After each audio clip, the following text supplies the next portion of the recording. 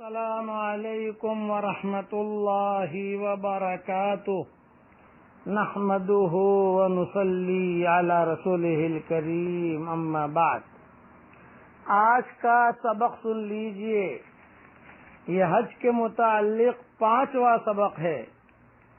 حضور اکرم صلی اللہ علیہ وسلم نے ارشاد فرمایا کہ حج کی خوبی نرم کلام کرنا ہے اور لوگوں کو کھانا کھلانا ہے، لہذا کسی سے سختی سے گفتگو کرنا نرم کلام کے منافی ہے۔ سختی سے حج میں بات نہ کی جائے، اس لیے ضروری ہے کہ آدمی اپنے ساتھیوں پر بار بار اعتراض نہ کیا کرے، خاص طور سے حج کے دنوں میں، اور دیہات کے رہنے والے جو بدو ہوتے ہیں ان سے بھی سختی سے پیش نہ آئے، ہر شخص کے ساتھ تواضع سے اور خوش خلقی سے پیش آئے۔ علماء نے لکھا ہے کہ خوش اخلاقی یہ نہیں ہے کہ دوسرے کو تکلیف نہ پہنچائے، بلکہ خوش اخلاقی یہ ہے کہ دوسرے کی اذیت کو برداشت کرے۔ سفر کے معنی لغت میں ظاہر کرنے کے ہیں۔ علماء نے لکھا ہے کہ سفر کو سفر اسی وجہ سے کہا جاتا ہے کہ اس میں آدمی کے اخلاق ظاہر ہوتے ہیں۔ حضرت عمر رضی اللہ تعالی عنہ نے ایک شخص سے دریافت کیا، کیا تم فلاں کو جانتے ہو کہ کیسا آدمی ہے؟ انہوں نے عرض کیا، جی جانتا ہوں۔ حضرت عمر نے فرمایا، کیا تم نے کبھی کوئی سفر اس کے ساتھ کیا ہے؟ انہوں نے عرض کیا کہ سفر تو نہیں کیا۔ حضرت عمر نے فرمایا، پھر تم اس کو نہیں جانتے۔ ایک حدیث میں ہے کہ حضرت عمر رضی اللہ تعالیٰ عنہ کے سامنے ایک صاحب نے کسی کی تعریف کی تو بہت اچھے آدمی ہیں۔ حضرت عمر نے فرمایا، کیا تم نے ان کے ساتھ کوئی سفر کیا ہے؟ انہوں نے عرض کیا، سفر تو نہیں کیا۔ پھر حضرت عمر نے دریافت کیا، کیا تمہارا ان کے ساتھ کوئی معاملہ پڑا ہے؟ انہوں نے عرض کیا کہ معاملہ بھی نہیں پڑا۔ حضرت عمر نے فرمایا، پھر تمہیں ان کے حال کی کیا خبر ہے؟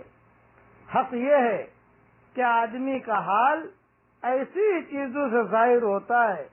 ویسے دیکھنے میں تو سبھی بہت اچھے معلوم ہوتے ہیں، مگر سفر میں معاملات میں اکثر کشیدگی ہوئی جاتی ہے۔ اس لیے قرآن پاک میں ہے کہ حج کے ساتھ ولا جدال کو خاص طور سے ذکر کیا ہے کہ حج میں لڑائی نہ ہو۔ لڑائی ہوئی یا آنکھیں میلی ہوئی یا کوئی گڑبڑ ہوئی تو حج کی نیکیوں میں کافی کمی آ جائے گی۔ حضور صلی اللہ علیہ وسلم کا ارشاد ہے کہ نیکی والے حج کا بدلہ جنت کے سوا کچھ نہیں۔ یہ حدیث بخاری مسلم میں ہے۔ اس لیے حج کے سفر میں بہت احتیاط کے ساتھ یہ حج کا سفر کیا جائے۔ ایک درود شریف میرے ساتھ پڑھ لیں۔ علماء نے لکھا ہے کہ یہ درود بہت ہی فائدہ مند ہے۔ روزے جس کی روزی میں تنگی ہو، یہ درود اگر پڑھے جو صیغے میں پڑھا رہا ہوں، اللہ چاہے گا تو ان کی روزی میں اللہ تعالیٰ خوب برکت دے گا۔ پڑھیے میرے ساتھ۔ اس لیے حج میں جانے والے بھی یہ درود پڑھ سکتے ہیں اور حج میں نہ جانے والے بھی پڑھ سکتے ہیں۔ پڑھیے میرے ساتھ، اللہم صلی علی محمد عبدک ورسولک وصلی علی المؤمنین والمؤمنات والمسلمین والمسلمات۔ ایک روایت میں یہ بھی ہے، اگرچہ روایت سند کے اعتبار سے کچھ تھوڑی ضعیف ہے، لیکن یہ حدیث کا بھی ایک مفہوم ہے کہ جس کے روزے میں تنگی ہو یہ درود کے یہ صیغے پڑھتے رہا کرے۔ اور آخر میں ایک نصیحت کرتا ہوں کہ سب کچھ کب قبول ہوگا؟ جب اللہ کو ہم اپنے ساتھ میں لیں گے۔ اس لیے ایک جملہ یاد رکھنا، اپنے آپ کو ایک کے حوالے کر دو، وہ ایک کو ہمارے حوالے کر دے گا۔ بس یہ سونے کے پانی سے لکھ لینا، اپنے آپ کو ایک کے حوالے کر دو، وہ ایک کو ہمارے حوالے کرے گا۔ ہمارے یہاں تہجد کا وقت ہے، ایک دعا بھی کر لیتا ہوں۔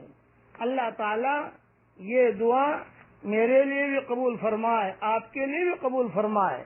اے اللہ، جس طریقے سے آپ نے ہماری پیشانیوں کی حفاظت کی ہے کہ ہماری پیشانیاں تیرے علاوہ کسی کے سامنے ماتھا نہیں ٹیکتی، اسی طریقے سے ہمارے بدن کے ایک حصے کی حفاظت فرما۔